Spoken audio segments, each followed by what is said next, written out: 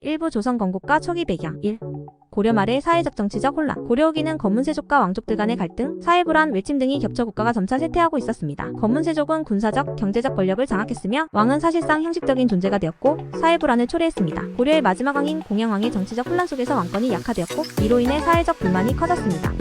이성계의 등장과 위화도 회군. 이성계는 고려 왕조의 명장으로 여진족과 왜구를 물리쳤고 위화도 회군에서 정도전의 지원을 받아 왕권을 확립하게 됩니다. 위화도 회군은 고려의 마지막 왕인 공양왕을 폐위시키고 이성계가 왕이 될 수 있는 기회를 만들었습니다. 3. 조선 건국과 정도전의 역할. 정도전은 이성계가 새로운 왕조를 세우는 데 핵심적인 역할을 했습니다. 그는 유교적 이념을 바탕으로 새로운 국가체제를 설계하고 경제적 개혁, 법제를 제시하여 경국대전이라는 법전을 마련했습니다. 4. 유교적 국가 이념과 제도 이체택. 조선은 유교를 중심으로 한 정치 체제를 채택하며 불교 중심의 고려와는 달리 왕권을 강화하려 했습니다. 조선은 조세제도, 군사제도, 교육제도 등을 유교적 원리에 맞게 전개했습니다. 이부조선 초기 왕들의 통치와 정치제도. 1. 태조 이성계의 왕권 강화. 태조는 왕권 강화를 위해 호패법과 같은 행정적 조치를 시행했습니다. 호패법은 왕이 각 가구의 호패를 발급하여 인구를 관리하고 군사적 의무를 부과하는 제도였습니다. 2. 태종 이방원의 정치적 성과. 태종은 강력한 왕권을 구축하면서 정도전을 숙청하고 호패법을 강화하며 군사적인 측면에서도 왕권을 확립했습니다. 그는 또한 왕권을 정당화하기 위해 궁중의 권력 싸움을 없애고 법제와 제도를 정비했습니다. 3. 세종대왕의 유교적 통치 이념. 세종대왕은 성리학을 바탕으로 한 유교적 국가 운영을 강화했습니다.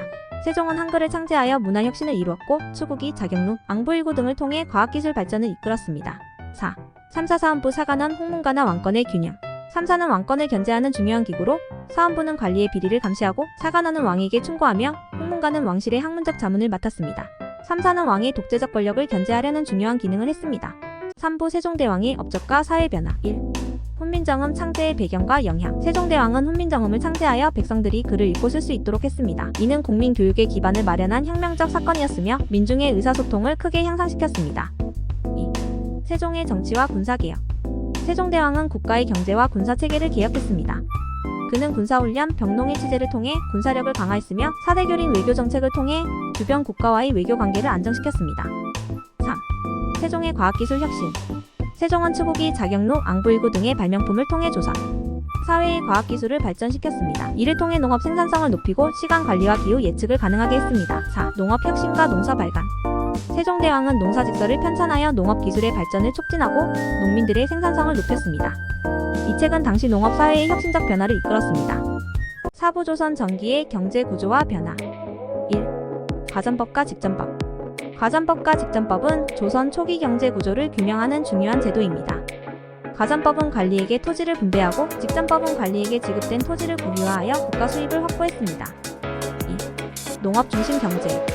조선은 농업사회였으며 농업은 국가 경제의 중심을 이루었습니다. 조선 정부는 농업기술을 혁신하고 생산량을 높이기 위해 다양한 정책을 펼쳤습니다. 특히 농사직설은 농업의 발전에 큰 영향을 미쳤습니다. 3. 상업과 무역.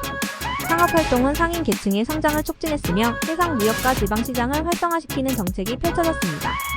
또한 사대교린 정책을 통해 중국과의 무역이 활발히 이루어졌습니다. 5부 조선의 사회구조와 신분제도. 1. 양반 계층의 형성. 양반은 조선 사회의 지배 계층으로 공신, 문신, 무신 등으로 나뉘어 있었습니다. 양반 계층은 지주로서 대지주 계급을 형성하고 정치적 영향력을 행사했습니다. 2. 중인, 상민, 천민. 중인은 기술직, 의학 분야 등에서 활동하며 상민은 농업을 담당했습니다. 천민은 노동력을 제공했으며 노비는 노동력과 사회적 지위가 낮았습니다. 3. 향촌사회의 규율. 향촌사회는 향회와 향약을 통해 자치적인 규율을 유지하며 자연적 질서와 유교적 예법을 중요시했습니다. 향촌사회의 단체 생활은 조선 초기 사회 질서를 지키는 중요한 역할을 했습니다. 6부 조선 군사제도와 국방정책. 1. 병농일치제. 병농일치제는 군사력과 농업의 병행을 의미하며 모든 백성은 일정 기간 군사훈련을 받아야 했습니다. 이를 통해 군사적 준비와 농업 생산성을 동시에 높였으며 이는 조선의 국방을 강화하는 중요한 요소였습니다. 2. 왜구와 여진족의 침입. 왜구와 여진족은 조선 초기 국경을 위협하는 외침의 주요 세력이었습니다. 세종은 해상방어를 강화하고 여진족에 대한 강경한 외교 정책을 펼쳤습니다. 3. 조선의 군사적 대응. 조선은 중앙군을 강화하고 지방방어를 강화하기 위해 진간체제를 도입했습니다. 또한 이순신과 같은 명장을 배출하여 국방의 역량을 강화했습니다. 7부 세조의 집권과 정치적 안장. 1. 세조의 쿠데타와 왕위 찬탈. 세조는 1453년 계유정난을 통해 조카 단종을 물러나게 하고 왕위에 올랐습니다. 이 사건은 큰 정치적 파장을 일으켰지만 세조는 이후 왕권을 공고히 하여 국가 안정을 꾀했습니다. 2. 법제 개혁. 세조는 집현전을 폐지하고 사대부의 힘을 약화시키는 개혁을 단행했습니다.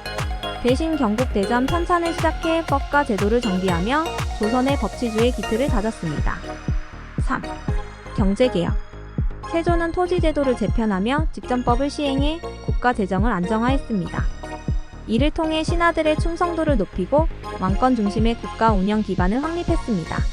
8부 조선 초기의 문화 발전과 학문. 1. 유교적 학문과 성리학. 조선 초기에는 유교적 가치관과 성리학을 바탕으로 한 학문이 발전했습니다. 성리학은 중국 송대의 학문적 전통을 계승했으며 조선의 정치 및 사회를 이끌어 나가는 중요한 사상적 기반이 되었습니다. 이왕, 이 등 조선 성리학의 두 대표적 학자는 이기론과 기호론을 논하며 유교를 깊이 이해하고 이를 실천하기 위한 방안을 제시했습니다. 2. 과거 제도와 문반의 발전. 과거는 관리 산발의 중요한 수단으로 문반과 무반으로 나누어져 있습니다. 문반은 성리학적 학문을 중시했으며 무반은 군사적 역량을 평가하는 제도였습니다. 과거의 시험과 합격자들은 관리로 임명되었으며 이는 사회적 이동의 중요한 경로가 되었습니다. 3. 학문과 교육제도. 조선 초기의 교육제도는 사사삼경을 중심으로 한 유교 교육을 강조했습니다. 향교, 서원은 지방 교육의 중심이 되었고 향교는 각 지방에 세워져 중앙에 교육 정책을 전달하는 역할을 했습니다. 서원은 유학자들을 위한 교육기관이었으며 그 중심에는 태계 이황, 율곡 이 등 유명한 학자들이 있었습니다. 9부 조선 사회 경제적 구조의 발전과 농업 혁신. 1.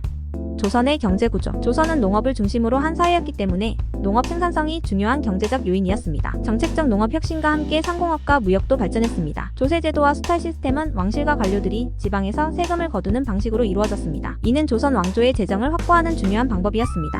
2. 세종의 농업혁신. 세종대왕은 농업기술을 높이기 위해 농사직설과 같은 책을 편찬하여 농업기술을 전국에 보급하고 농민들의 생산성을 높이는 데 기여했습니다. 또한 세종은 치국이를 이용하여 기후를 기록하고 기상예보를 개선하여 농업에 유리한 환경을 만들기 위해 노력했습니다. 3. 상업의 발전과 사회적 변화. 상업은 초기에는 미미했으나 중기 조선에는 활발해졌습니다. 상인들이 전국의 시장에서 활발히 거래하며 상업활동과 물가가 일정 부분 경제에 영향을 미쳤습니다. 상인 계층은 수공업, 농산물 거래 등을 통해 경제적 지위를 향상시켰고 일부는 부유한 상인으로 성장했습니다. 10부 조선 사회 변화와 인권 및 신분제도. 1. 조선의 신분제도. 조선 사회는 양반중인, 상민, 천민으로 나뉘어 있었습니다. 각 계층 간의 경계는 엄격하게 구분되었으며 이들은 출생에 따라 결정된 신분 체계를 따랐습니다. 양반 계층은 지주 계층을 형성하고 정치적 권력을 행사하며 상민과 천민은 경제활동을 통해 생계를 이어갔습니다. 노비제도와 천민은 사회적 배경이 그들의 삶을 크게 결정지었으며 당시의 인권 문제도 사회적 불평등을 낳았습니다. 2. 향촌사회와 자치. 향촌사회는 향약과 향해 등을 통해 자치적으로 운영되었습니다. 향약은 지방사회의 규범을 정하는 제도로 유교적 가치를 근거로 하여 공동체의 질서를 유지했습니다. 향촌의 자치조직은 유교적 가치를 바탕으로 질서를 유지하고 공공의 이익을 위해 활동했습니다. 3. 사회적 이동성과 변화. 과거 시험을 통한 사회적 이동 가능성은 어느 정도 존재했지만 여전히 사회적 계층 간 이동은 제한적이었습니다. 이 시기의 신분제도는 철저하게 세습적이었으며 경제적 격차는 지속되었습니다. 11부 조선 초기의 외교와 군사적 전략. 1.